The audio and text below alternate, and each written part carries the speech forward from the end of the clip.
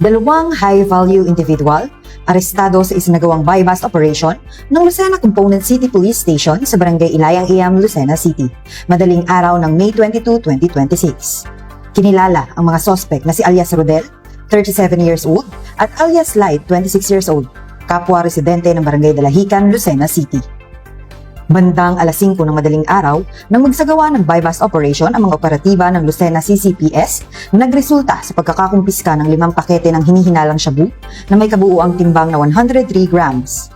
Tinatayang nasa 700,400 pesos ang standard drug price ng nakumpiskang iligal na droga batay sa PDEA, habang umabot naman ng humigit kumulang 2,101,200 pesos ang street value nito.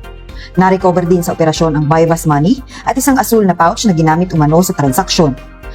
Kasalukuyang nasa kustudiya ng Lucena CCPS ang mga sospek at nahaharap sa kasong paglabag sa Section 5 at 11, Article 2 ng Republic Act 9165. Pinuri naman ni Police Colonel Romulo A. Albacea, Provincial Director ng Quezon PPO, ang matagumpay na operasyon ng Lucena CCPS at muling tiniyak ang tuloy-tuloy na kampanya laban sa iligal na droga upang mapanatili ang kapayapaan at kaayusan sa lalawigan ng Quezon.